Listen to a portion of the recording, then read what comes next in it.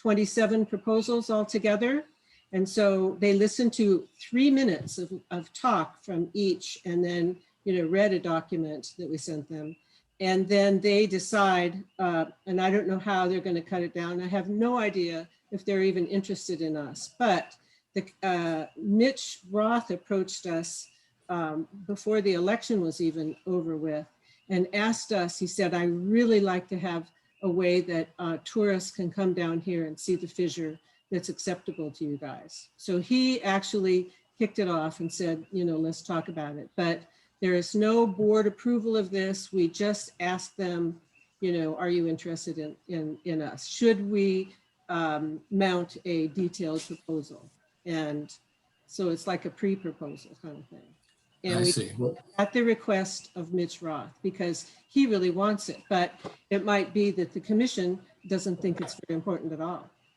Or, I see. I appreciate the clarity on that. It's just that when I saw the old business with the LCA application to the county, which I assume is for funds, it just really there's no say what the purpose of this was. Yeah. Well, I probably shouldn't have used the word application. It was like a question. Are you interested in us? Because they don't want to waste time on something that they're not going to want to follow through with. So they're just winnowing people out at this stage. And it would be up to us if we wanted to put in a proposal, but they want to tell us how much money they have, and maybe what they have isn't enough money to build a parking area, but and it kind of depends on how attractive the other things are. And it does not commit us in any way, but they made it very clear that they didn't want to talk about money for acquisition. And our idea was that all of the money we're asking for is for them to build a property outside of Leilani Estates. And so they wouldn't be interested in any of the property inside. We're just looking in. Does that make sense? Yes, I understand. Thank you very much. Yeah. And if I were you, I would certainly ask the paper to print a retraction so that it's not just a phone call, but is available to the public. Well, one of the problems is that the reporter who wrote it was from Kona, and she wrote it for the Star Advertiser over in Kona, and we haven't been able to get a hold of her. But so they have to be involved too to get a retraction. But the guy who was the editor of the paper here in the Helos Tribune Herald, he was great. He said, I feel really bad about this. I'm sorry, basically what he said. But they'd have to get the reporter on board to retract it. So we're working on that. Oh, Alice, thank you very much. That person who wrote that article was from West Hawaii. That's what she's from West Hawaii. Yeah. Right. Okay. Thank you. Thank you, David. Alice, thank you. Anyone else would like to have a question, make a comment?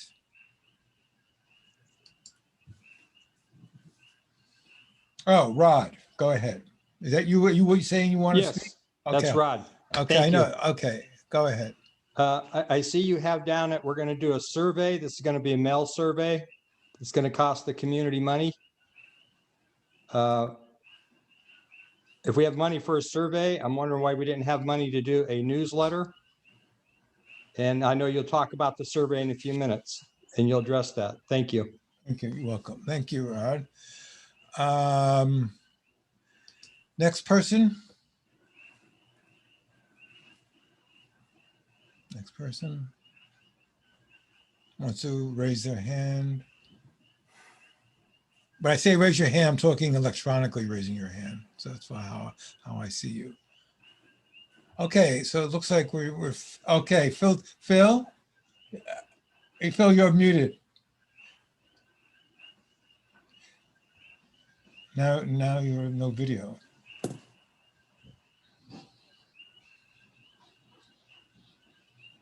I don't see him. Phil? Yeah. I was kidding. I'm sorry. I couldn't figure out how to unmute this thing. So. Okay. Thank you. You're kidding meeting, oh, that, I was, oh, okay, I got it. All right, so it looks like, my version of electronics. okay, very good, excellent. All right, good to see you all. All right, so let's move on. The agenda. Reports. I don't have a report, but I will be talking later about the members meeting and the protocol for that. So I want to move that on to Alice.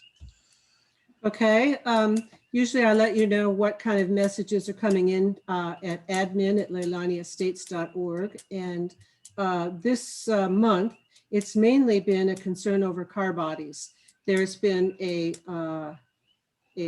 blossoming of car bodies all over Leilani Estates starting about 3 weeks ago, maybe a little sooner than that. And they seem to be coming out of nowhere. And everybody was complaining about them. And as we followed up and looked at the car bodies, they were coming from the 3 spots in Leilani where people have chop shops. That is places where they're taking parts off of cars and selling them. And when there's no sellable parts left, then they dump them and go get another one. So this is a bad problem that we've been dealing with for a long time.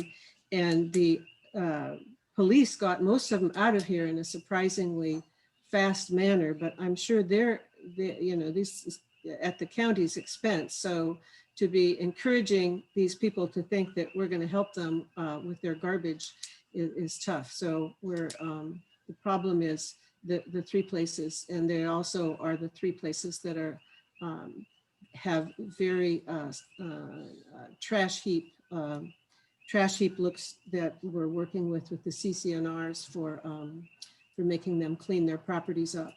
But at least lately, they've been cleaning up their properties by dumping cars. And we've also had quite a few messages worrying about dangerous trees. So especially with all this rain and wind and storminess, that's when trees tend to come over. So lots of people we need to make sure we've got a plan in the future for getting rid of the dangerous trees.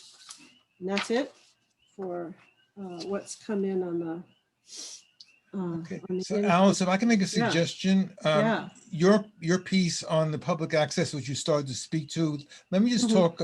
Those 3 pieces go in a row. They're all about the lava covered areas. So let me just first talk about the members meeting.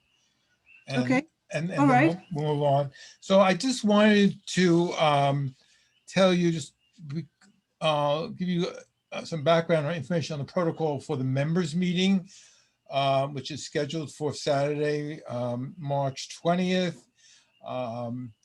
And it appears, and I say it appears for a reason, that we're going to have an actual members meeting, because as long as I've been here, which is only for me going on 8 years, many people have been here longer, I don't remember a members meeting where members actually voted at the meeting and discussed corporate business, as it says in the bylaws.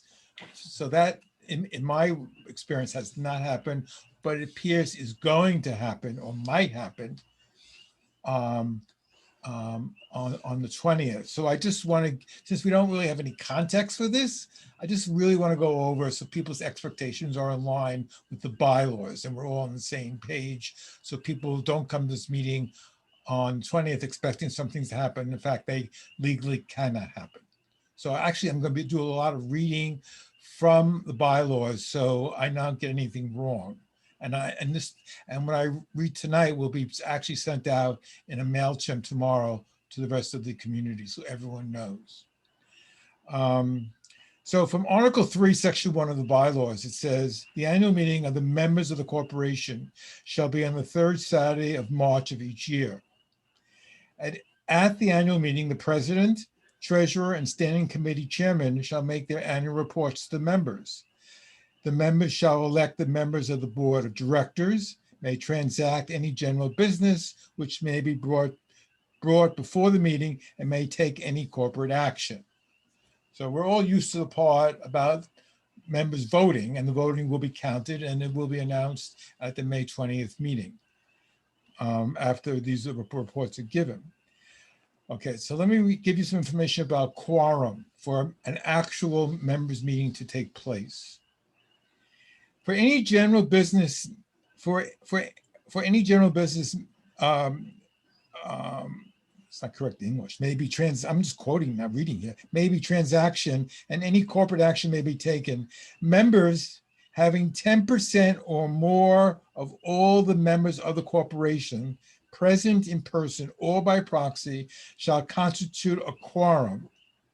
So that means there needs to be 106, I think that's the exact right number, 106 members, either by proxy or by being present at the meeting, for a quorum to take place for a members meeting where members actually do corporate business. So that's the first thing we need to make sure is apparent on that meeting. Now, this is going to be a Zoom meeting, and please all bear with us because we've never done this before, and plus we've never done a members meeting on Zoom. So we're going to need to, iron out some of these wrinkles. But we just want everyone to know we need to have 206 members, either by a proxy or present at the meeting, for there to be a quorum, for there to be an actual members meeting where votes happen. And the concurring vote of the members holding a majority of the votes of the members constituting a quorum shall be valid and binding upon the corporation, except as otherwise provided by law or by these bylaws or by the charter of the corporation. And so that's in Article 3, Section 5 of the bylaws. Voting.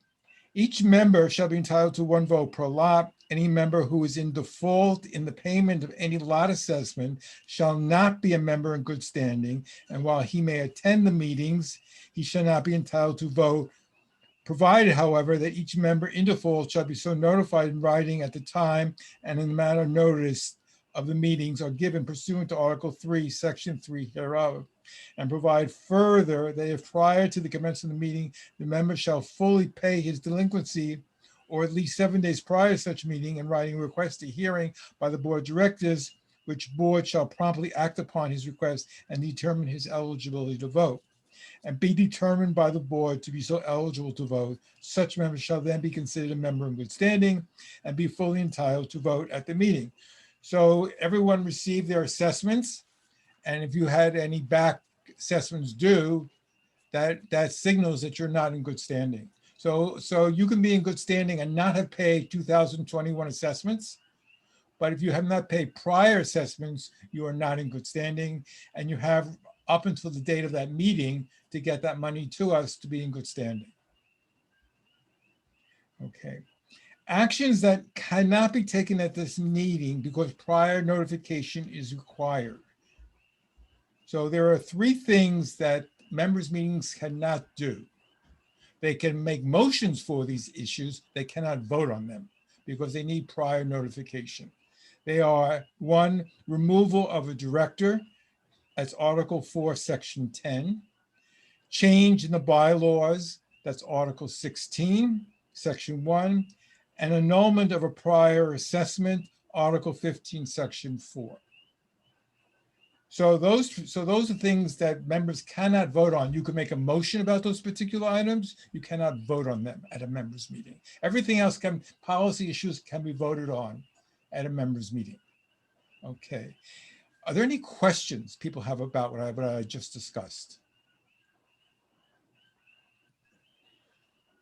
Robert, I'll take questions. All right, first I have David. Go ahead, David. You said nothing could be voted on without advance notice. What is the board doing? No, I said there were only things that needed advance notice were those 3 items I just mentioned. Everything else you can vote on.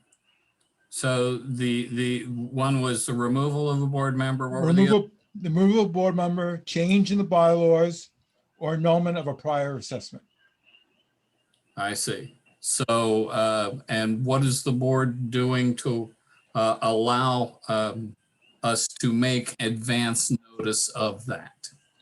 So then that would be the role of the members meeting, where you can make, and then the subsequent board that comes into fruition on the 20th can handle that issue.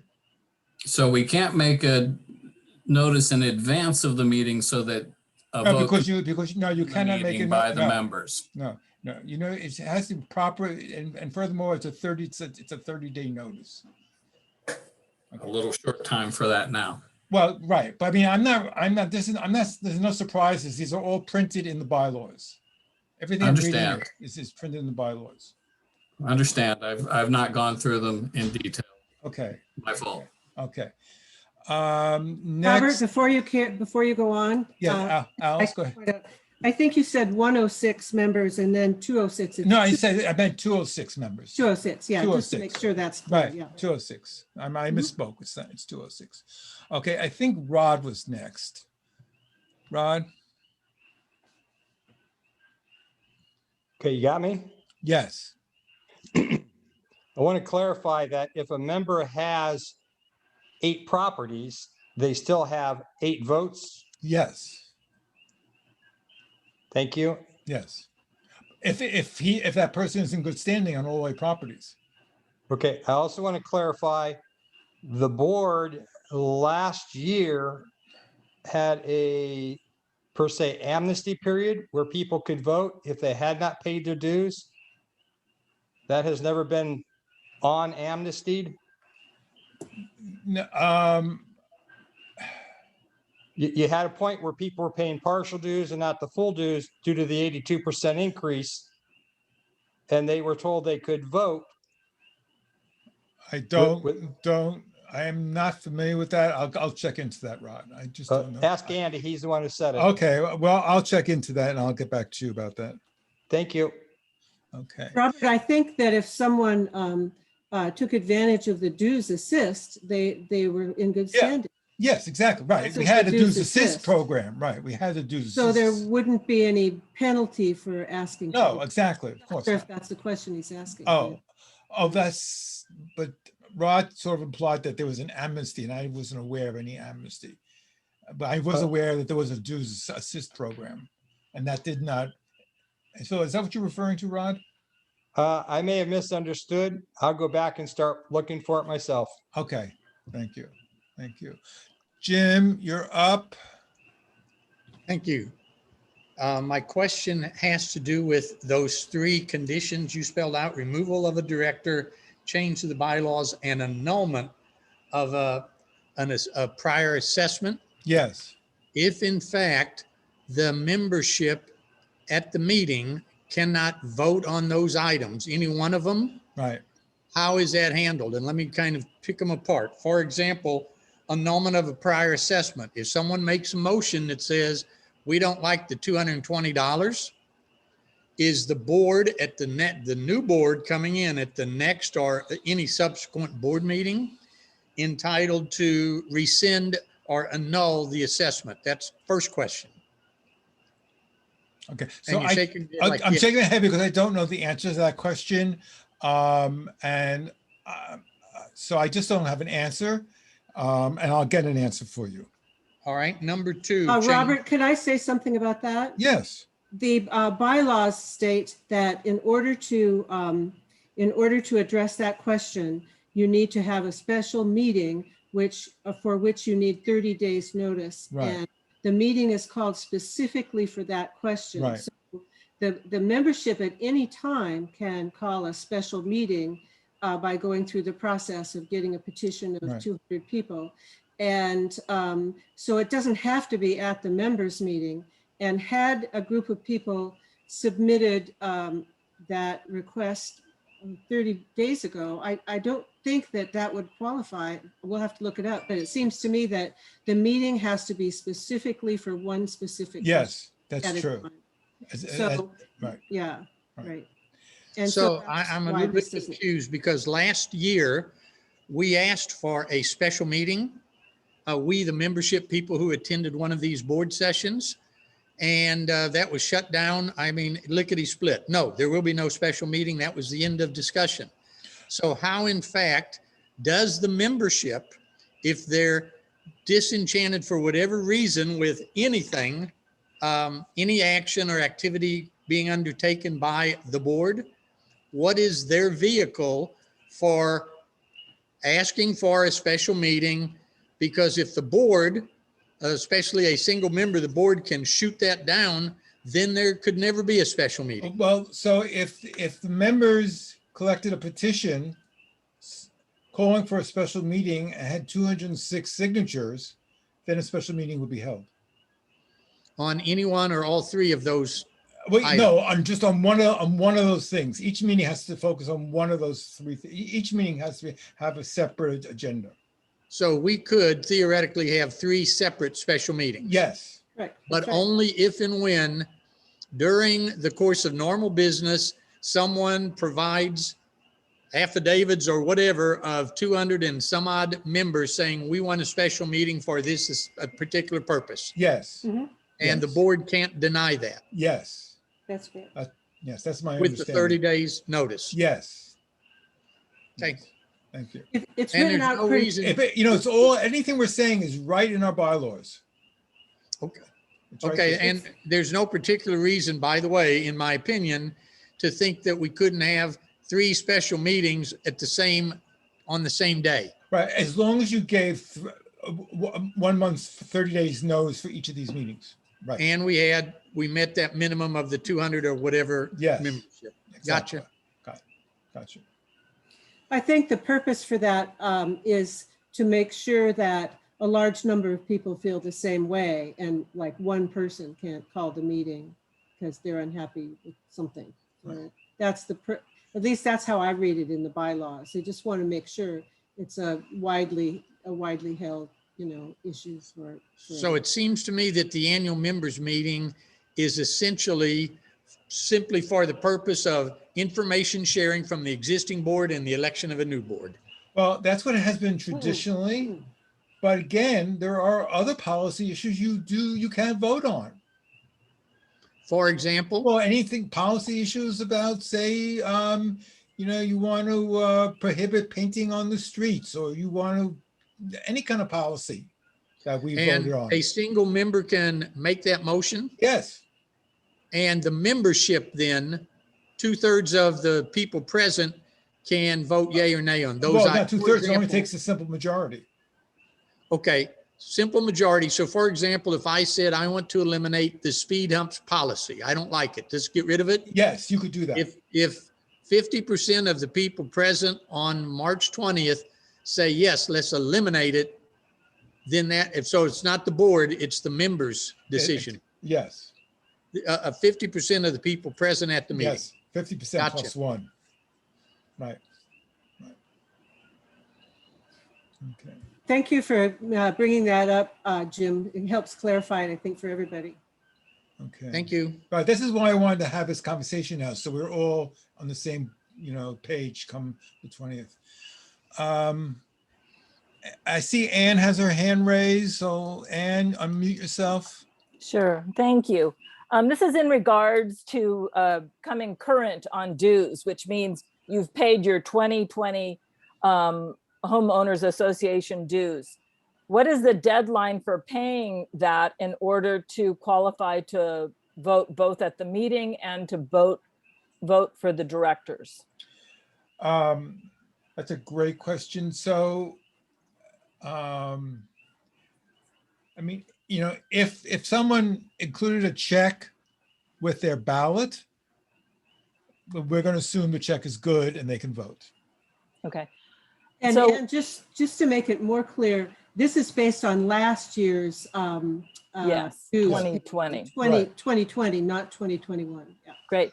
So we, the members that will be tallying the ballots will be at the community center on Saturday, taking directors' ballots till what we've been asked to do is till 1:45. Will we also be responsible for taking past due payments? Only you will, meaning if they brought that to you, yes. So then you could cross them off. You cross them off that they're not on good standing list, whatever that list is called, that they're no longer in arrears. So yes. Okay, and it's just the handling of money due to LCA through what we're trying to keep the money separate and goes immediately to Kim and not have to deal with that. Right. But Right. it's fine up to 1:45 on Saturday, March 20th. Right. Okay. Thank you. Thank you. Thank you.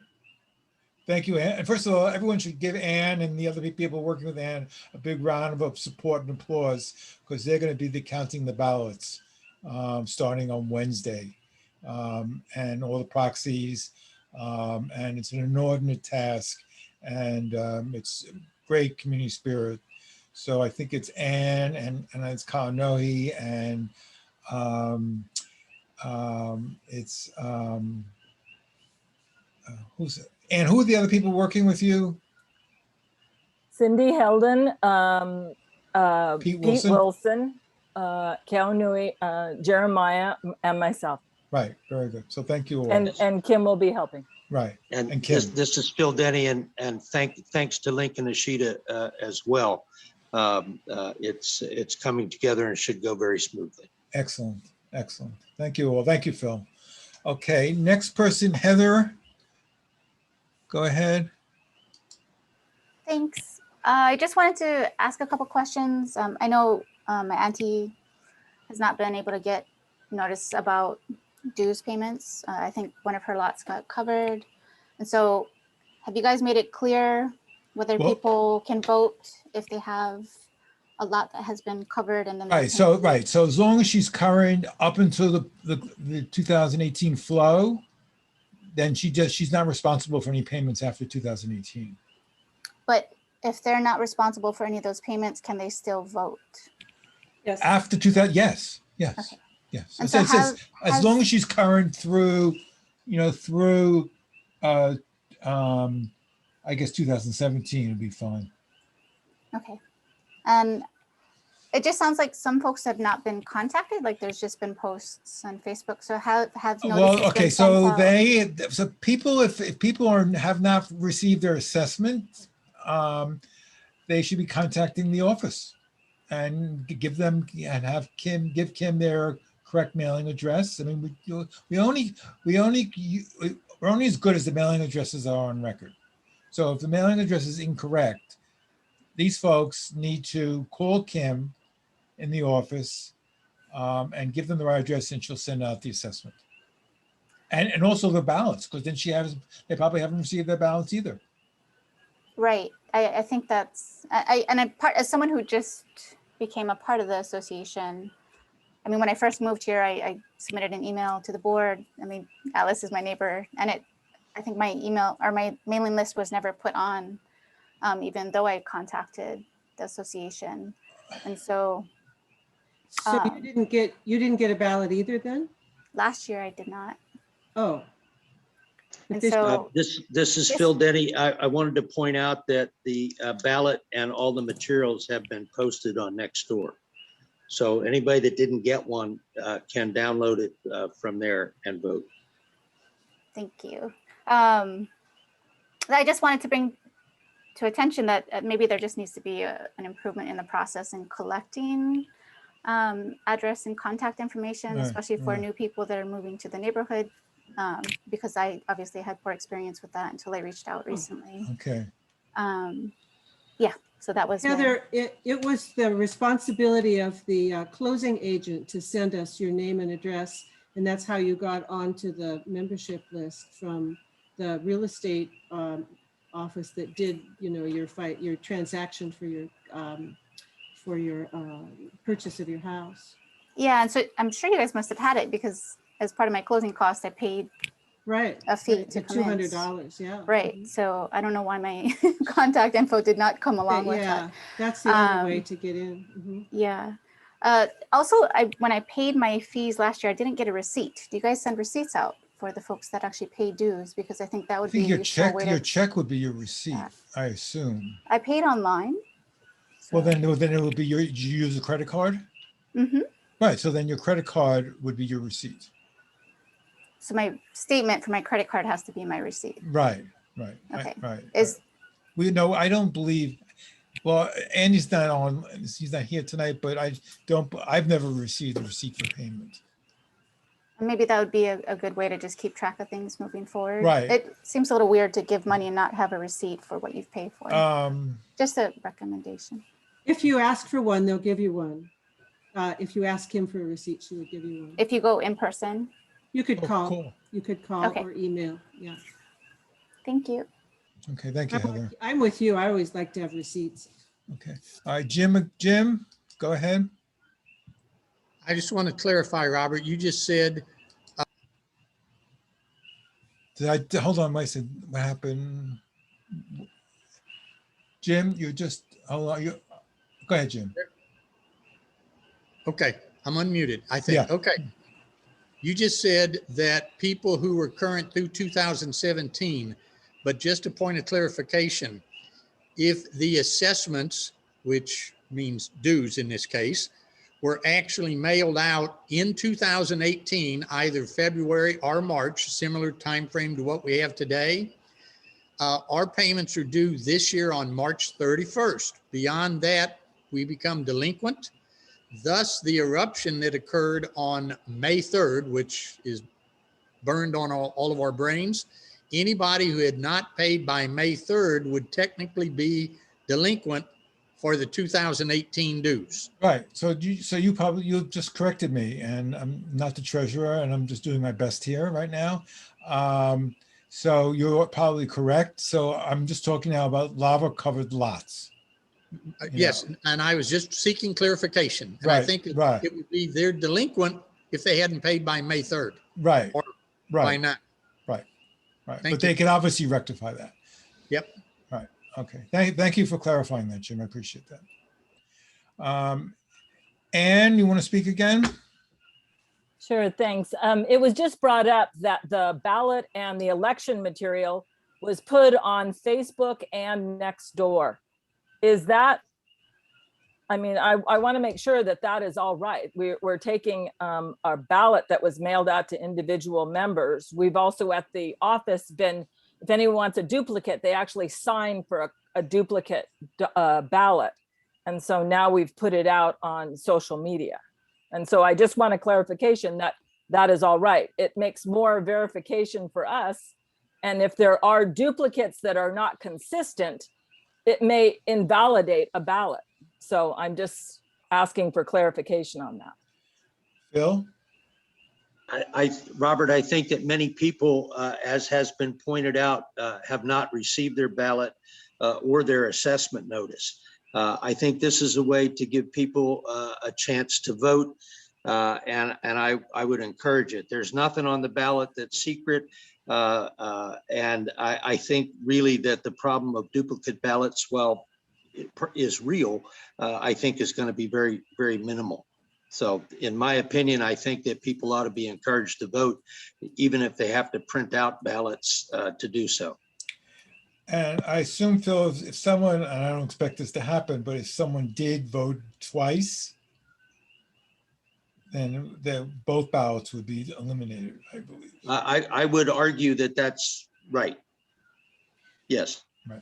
Robert, according to the people who've counted ballots in the past, they kept a running list of who had voted so they could make sure no one voted twice. Right. So Yes. that was part of the counting process in the previous years. Yes. So that would eliminate that problem. Thank you. Okay, any more questions before we go on? I think we're good. Oh, Rod, go ahead, Rod. Yes, if I heard you correct, you're saying Pete Wilson's going to be counting the ballots? He'll be one of the tellers, yes. Okay. I object to that because I think the man is not Oh, unbiased. I think he has a favor. excuse me, Rod, this is totally inappropriate. If you do speak to Phil Denny about that, I don't want a public conversation about a person like this here. Okay? I'm just saying I have I hear concern you, over I hear you, somebody Rod, that and is going to please be put in a talk, position and- of trust that Okay, excuse nobody me. trusts. Excuse me. I said, please have an offline conversation with Phil Denny, who's organizing the election. Thank you. Anyone else? Okay, thank you. All right, let's move on. Alice, the next three items are all yours, or four items. Three Okay. items are yours. Go ahead. Oh, I can't do that many in a row. Hold Oh, they're all related. on to it. This is, Let me just say, before Alice speaks, I wanted to say briefly about the Herculean work that Alice Lindell has done. She doesn't even live near the lava covered areas. So it's not like a personal issue in terms of it's her space. This for me is community spirit at its best. She comes from a background of preservation and protecting wilderness. Am I correct about that, Alice? wildlife habitat. Wildlife habitats. And, you know, no wildlife in the lava. right, in Utah. But anyhow, her community zeal really shows how she's take the bull by the horn. And this has been, ever since I've been on the board after 2018, this has been an issue. What is going to happen with the lava covered areas and the possible dangers, and so I just want to just salute her and for the work, time and energy she has put forth on this. She really needs to be commended by the community. Alice? Robert is too kind. I'm actually quite a selfish person. I thought that I would just kind of give a little roundup on Secret Committee because there won't be any more. This is the last meeting of the year where the committees get to talk. So Alice, you could talk on March 20th. What's Secret? No, only the treasurer and the and it says the oh really? Yes, I've read. Oh. Yes, if you read the okay. bylaws and standing committees chairman, they're a little bit sexist there. All right. But so you can wait Okay. to get that report on March 20th. Well, the report isn't very good for crime in Leilani because I can remember times when in neighborhood watch meetings, month after month would go by and there wouldn't be a single crime in Leilani. And we were held up as, whoa, do those people ever have it fixed? But crime is up in Puna in general, of course. And we are, I have been talking to other people in Leilani, especially in South Malama. There's a group down there keeping track of criminal activities. And we've put together kind of a picture of what's happening here and why and where these criminals are coming from and who is supporting them. And there are, we're not in agreement of how many places there are, but there's somewhere between 3 and 6 places where people are coming to stay, moving in and staying and are still breaking in and robbing things from people. And these are the same places that have the big junkyards and also the same, sorry, something just broke. The same places where all the car bodies are accumulating. And lots of people are putting their heads together to try to control that activity. But basically it's driven by drugs. That is, these people want to be able to buy drugs and they bring in old cars and they know what things can sell on those old cars. They get them off and then they pitch the old cars onto the streets and the vacant lots of Leilani. And they do it at night where they can't be seen. But just lately they've stepped it up, the dumping up, and they have been seen driving old derelict vehicles and pulling homemade trailers with these junkers on them. And I managed to get a photograph of one going by my house because a secret person said, he's coming your way, get your camera out. And I got a really great picture. And I think you can all kind of have a mental image. I put it on my screen share, but I don't think I'll bring it up right now. And if you see these people dragging cars around Leilani, try to get a picture, try to get a license plate. Most of the vehicles don't have license plates because we can connect those with these particular sites, and then the police will pay attention to us. And I should say that the person on Miley Street, at least 5 days ago, was in jail, and this is the first time he's been not around, and it is quiet as a church Sunday in Nebraska here because he's gone. And So we really need this kind of evidence to help get rid of these people. So you see dragging cars, it's a felony to drag more than 8 cars, and most of them have dragged scores of these. Anyway, so that's my thing about car hauling. We've had a very unusual incident of robbery in Leilani, and you probably all read about it in the news. A person came up and pepper sprayed the face of the resident living on Miley Street. And while he was trying to recover from getting this stuff in his face, a group of people came in and robbed him of a lot of large articles that they could then sell. But that person was arrested, and there was an actual trial, which was yesterday, and I was amazed at how quick that happened. So I will be learning what that person is suffering in terms of penalties for doing basically a robbery with a person in the house. Very unusual. And there was also a break-in at Malama Street residence for a person selling a home. The right after the home closed and the new members were, or the new owners were being invited in, the day before they came, someone broke in and stole everything loose that they could find. It was, it's very likely that these people are watching the real estate websites to see homes for sale, assuming that they're empty. So this is something to watch out for if you have a neighbor selling a house, or if you yourself are selling a house, you need to have extra vigilance around that time. And there were 7, every month I get one of these police reports from the Pune police. And the 7 incidents in Leilani were 2 assaults, one on Miley Street, which I just told you about, one on Kumakahi Street, and there were 2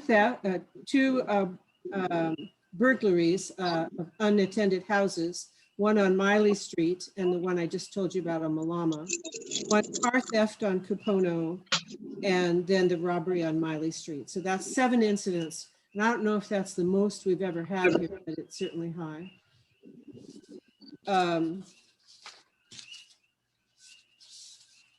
Let's see. So that's my entire report. That's kind of my roundup for the seeker report. And Okay. we have, Alice? we're buying more cameras. We're buying 8 more camera, survey cameras, anyway, to put up and to loan out to people who have, who are watching somebody else's house, or if you think something's going on in your neighborhood. So we're going to have 8, we'll have 12 cameras altogether.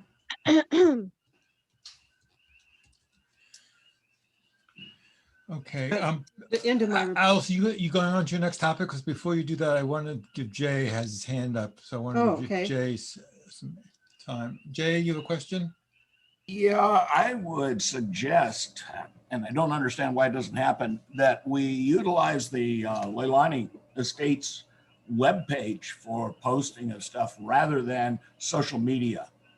I don't know why, if you can go to Facebook or neighborhood watch, or not neighborhood, next door, why it's so hard not to go to leilaniestates.org and, shall we say, keep it all in the family. That's just all I had to say. Okay. Are you referring in terms of that, in terms of the ballot? Is that what you're talking about? Yes, that's correct. Okay. All right. All right. So Phil, maybe you want to do that if you wanted to post the ballot on the website. Okay. Okay. Okay, good. Thank you. Okay, Alice, why don't you proceed? Okay, I just noticed a note on the end of my list here that I didn't get. There was a big drug raid in a drug house in Leilani 1. You guys all know where the great big huge water puddle is up there. It's just as you turn into Leilani. There's a house behind there, and there was a drug raid there. So the people are coming out here and taking a look at drugs. I'm just afraid there's a lot more spots that they're not getting. My next subject is that, let's see here. It's called a, let's see, PONC. PONC is the commission that we were speaking about with David Dye at the beginning of the meeting. And it stands for Public Access, Open Space, and Natural Resources Preservation Commission. They get 2% of all of the tax money collected on the Big Island. I think this is a Big Island project. I'm not sure if it's statewide. And then they use that money to protect places that are special. That is, places that they wouldn't want to lose because, I don't know, somebody put a junkyard or a Dairy Queen or something there when it had other values. And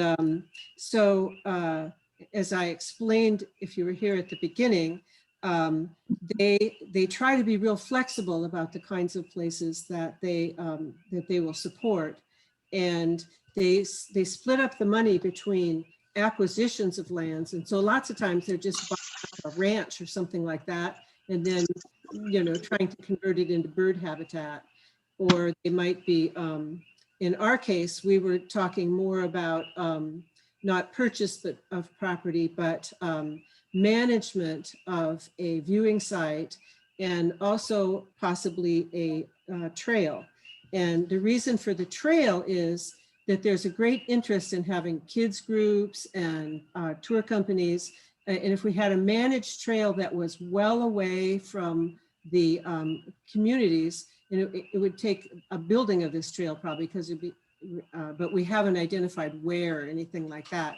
The main focus is help the county by providing a place where they can point tourists to come, which would help the Pahoa businesses if they can find, these places and more.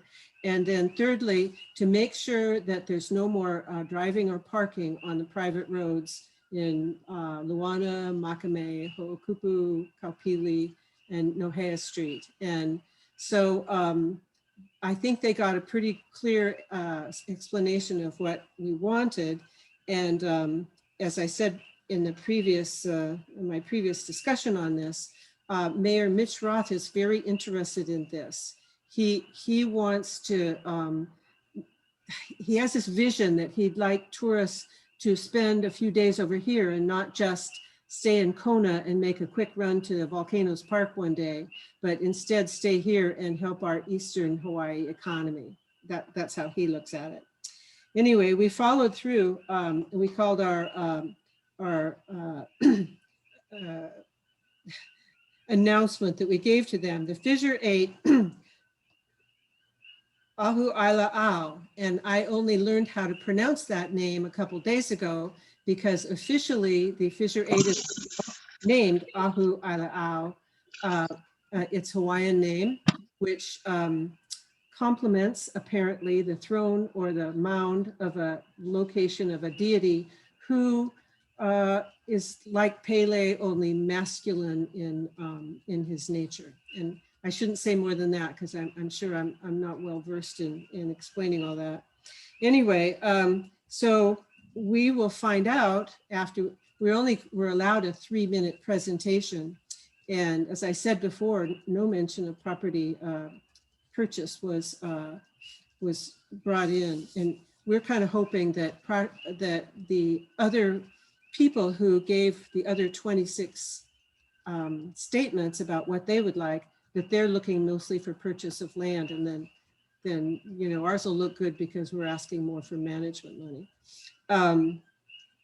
Anyway, there's the suggestion of a trail and possibly a boardwalk on top of the lava, but all of those things have not been explored, and pretty important to have a the future boards will have a committee to deal with all the issues that come up, because this is actually a pretty big job and quite a lot of detail involved. They have asked us if they can come out and make a field trip to see the place that we're talking about. So I guess if they ask for that, that'll mean we made it through the next step. Anybody have any questions about it? I'm I'm still learning about this PONC. We only found out about it at the meeting on January 29th. So ours wasn't really a very well fleshed out statement to them. Okay, so Mark raised his hand. Mark, Mhm. Mark, you have to unmute yourself. Yes, I'd like to speak up on the naming of Fisher 8. Yes, good. I believe they gave that name special. And so they're trying to buy out all those properties on Islao. And I think it's sacred ground right now. If we can buy out all those properties and contain that mountain, yeah, we can keep it as an educational place Mhm, and just mhm. put Well, a private property around that area. right. So we don't have outsiders coming in, because this Mhm. is going to be like conservation land area. Well, that's the focus of this group. They want to preserve, their idea of preserving things is pretty much along the lines of what we're talking about here. And also the county is already contemplating buyouts with the Kilauea recovery plan. And it's just up to them to decide if they want to work together with this commission on that. That's a possibility. I think we should look at that, Yeah. just to keep it, within Leilani Mhm, and probably even the federal. Yeah. mhm. And as things go along, we can probably work something out with the federal, Yeah. just to keep outsiders from coming. Yeah, if we could have a control, one of our statements that we made was that we would like to have the leadership of these, of any group tours be done by professional geologists or trained people, and that they could cater to school groups, say, and students. And because something like that is, when you get a little kid, to see something in a different way for the first time, you can make a real impression on them. So it's very valuable for Yeah. that.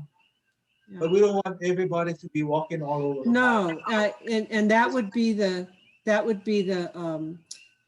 purview of the committee to make the rules about how many people could come in. Well, I'm Also- hoping the future board will look into this, and Yeah. also the committee too. Yeah, maybe, well, we'll see as it develops, and of course there needs to be community support. So I know the people who live around the lava are very anxious to have, their peace and tranquility back. And it's a major focus of our suggestion to the PONC committee. I really agree on that. Mhm. Thank you, Mark. Thanks for all what you do. Will you put you on the committee? Mark, did you hear Alice? She wants you to Yes. serve on the, good. Thank you. Excellent. Thanks. Anyone else would like to speak on this part of the agenda? Okay, Alice, you want to move on? Let's see. Am I really doing everything here? Let's see. Yes, you're doing everything. It should say Alice show. Oh, right, because we plucked that other thing out. In the last meeting in February 11th, the board passed a motion to take action on putting up new safety measures because of the opening of the road in Luana Street, because of two things, really. First of all, is the liability for an open road that has a certain number of dangerous aspects to the interior, and we are liable as a community if people go in there are injured. So that's one thing. But another thing is that an open road invites in dirt bikes and four-wheelers and people who are going in there just for fun, and they're carving up the place and making a really big mess out of some of the most beautiful areas of the Fissure 8 system. and we want to discourage them. And we don't want it to look like an open door. So here's what we, and just to refresh your memory, we said we were going to erect a gate, place no trespassing signs. They used to be there, but those signs were removed with the opening of Luana. And create a committee of members who will advise the board on problems associated with the lava. And we were asked by many groups, so I included this in the list, write a letter to each LCA member and ask their opinion on the future development of the lava covered area inside Leilani. And number 5 is that future boards will create a policy that has elements for protection as well as for opportunities for members to use their properties as they see fit, as long as they follow certain guidelines regarding CCNRs and permitting. So those are the 5 things. And at this point, we have addressed numbers 1, 2, and 4. We have 3 guys who want to build the gate, and all have lost a lot of time with this huge rainstorm thing we've had going here the last 2 weeks. So they've had to put off the starting gate and the starting date, not the starting gate. And all 3 of them are in the same ballpark for money. And I'm going to go with the one who can start the gate the first, because we are getting a lot of bad traffic in there. One of our members called to tell me the other day that there were 8 or 9 cars that drove down Luana Street and parked at the end and are using that new road as a parking lot. And then they had a big group of people and they all spread out and went every which direction. So a gate would definitely be needed to discourage that. And Andy ordered the signs. That's number 2. We have all the signs in and ready to put up. And we're going to put them on all of the roads, even the ones that still have barricades on them. And we have Michael looking up posts and stuff like that for us so we can get them up. And we also bought a whole bunch more speed signs. We thought a lot of the speed signs had been taken down. So we got a lot more 25-mile-per-hour speed signs to put up other places. And I would ask, especially associated with the lava area, if anybody out there would like to join in to have good, we were in a very preliminary way discussing how to preserve this area. We would love to have more input. I know everybody's busy and we're still in COVID, but we would really like to have more people weigh in on what they would like to see. And I encourage you to do that. That's the end of that.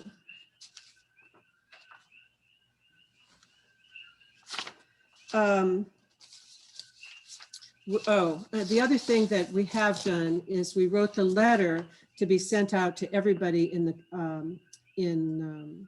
LCA, and that's 2,000 lots, 2,040 lots, and about 1,900 individual people. And we're asking for their opinion. Now, a lot of these people have no idea what it looks like out here, but both the county and the mayor and the PONC committee, they all think it's real important to have actually contacted everybody about this. So that's what we're going to do. And the committee, PONC committee especially says, we'd like to know what the people who lost their homes and their properties want. You know, they think that their wishes should be isolated and analyzed as a group. So we can do that at the same time. So that's going to be going out this week, that letter asking people to weigh in on what they'd like to see for the future there. Alice, could you explain why it's important for us to survey the entire Leilani population? Well, it's mainly because every time I go to a meeting, they say, well, have you asked absolutely everybody? By meeting, you mean a county meeting? Yeah, the county meeting and the commissioners that we talk to. There's a lot of commissioners on this committee, and they seem real interested in that. And they said, that'll make a difference to us. And maybe it means they're interested in us, or maybe, maybe not. But it seemed to me to be easy enough to do it as long as we were sending, asking input from everybody. Some of these places are banks, and holding companies and mortgage companies. They won't answer us, but we have to give everybody an opportunity to answer. That's the important thing. Okay. Yeah. Phil, I'm sorry, I'm not trying to leave you out, Phil. Do you have any more input that you'd like to tell us about trees or? Alice, so sending the letters is a done deal? Did we approve that? How much is that going to cost? Well, they all cost about the same thing. It's about $1,600. Did we approve that? I don't recall voting on that. Well, it was in the what you call it? No. Did someone make a motion to spend our money? Yes, to do this? yes. Well, we didn't make a motion to spend the money, but we made in the 5-point motion that I made last month. Well, again, it was Alice. It comes as no surprise. I don't think I'll just read it to you. I'll just read it to you. Hang on. Well, let me say before you do that, Alice, I think our job is to maintain and repair roads and facilities to enforce the CC&Rs. I don't think it's any of our business to tell private property owners what to do with their property, or to advocate for politicians to do that. I don't think people should have to go through gates to get to their property. Nobody else does. I think to spend the LCA money on pushing the agenda of a few people is just not proper. If you're going to send letters to all the Leilani residents, what about the people in Lanapuna Gardens who've lost their homes? What about the people in Section 1? Aren't they affected by all of this as well? I don't like this, and I certainly don't approve of spending our money to do this. Thank you. Philip, can I back up? Number 4 on the motion that we passed last month was writing a letter to each LCA member to ask their opinion. And the situation with the gate, the argument, the feeling on that one was largely due to the extreme liability that LCA is opening itself up to by letting people, or at least in the present situation with no gate, encouraging people to go into a place that has a lot of dangers and is very disturbing to the surrounding people. So why is that our problem? Is that not a problem for law enforcement? I mean, because is that not what they're for? The reason it's our problem is that it's our task as board members to have a safe community, safe above beautiful even. If there's some way we can make our community more safe, we should do it. And well, in your opinion, it's more safe. Okay. The gate is not going to be locked. Okay, so Phil, I'd just like to add to this conversation because you said a few people want this, implying that there are only a couple of people or 2 or 3 people who want this, whereas Alice has already done polls showing of the people who have responded to the polls that a plurality of people want this area preserved. Oh, Robert, Phil, I'm not finished talking. 5%. Phil, I'm not finished talking. Please listen. So I understand your concern, and and it's a valid concern. I hear you, but let's hear from the Leilani residents, what they want. And so far, what we've heard from them is, in fact, they do want this area to some extent be preserved. Now, I understand you have a different point of view about it, but so far, most the people on the polls we've done, they want it preserved. So it's not just, I think you're misspeaking, you're saying it's a few people. No, Robert, it's 5% is what I've heard. Okay. Okay. So that's why we're sending out letters to everybody. And but it's not to everybody. Excuse me. It's not to everybody. We're sending out letters to the entire LCA lot owners. And ignoring other people who have a stake. Okay. Okay, All right. thank you, Phil. All right, If we're sending it out to everyone, we're not ignoring anyone. okay. Well, people in Lana Puna Gardens. have Lana lost their Puna homes. Gardens are not part of the LCA. Neither is Section 1. Okay, we're sending out to people who own lots in Section 2, period. Okay. All right. Okay, Alice, anything else you want to talk about? I'm through. Thank you. Okay, Thank you. Alice, just thank you very much. And obviously that there are people who have different opinions, and that's what we're trying to do, have a conversation. I want to underline the word conversation, so we can talk through these problems and try to get people hear other people's points of view and try to work together. Okay, and that's Alice, I just really want to thank you again for the work you've done. Phil, did you want to talk about the election at all? Yes, thank you. As we've heard earlier in the meeting, things have been settled. The Tellers Committee is going to consist of Ann Kalber, who's going to direct it, LCA members Cindy Helton and Pete Wilson and Kaunohi Jeremiah are also going to do that.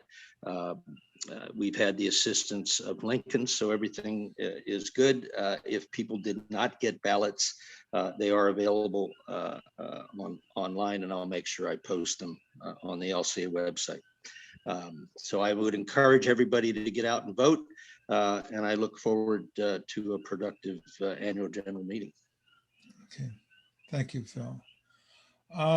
So before I adjourn this meeting, does anyone have a last comment to make? Anne, go ahead.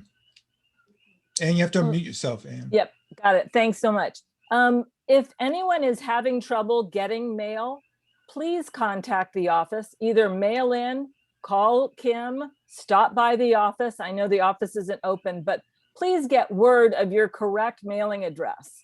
It's up to the members to make sure that LCA has that meeting, and this, the ballots going out, not getting to certain people. Please, it's your responsibility to get your information correct to LCA office. So thank you. Thank you, Anne. Thank you. Anyone else before I adjourn this meeting? So thank you all, and we'll resume. The meeting's now adjourned, and we'll resume on March 20th at 1 o'clock on Zoom. Thank you, and have a great night. Thank you all. Thank you, Robert. Thank you. You don't look rushed at all from your rush to get here. You're amazing. Bye-bye.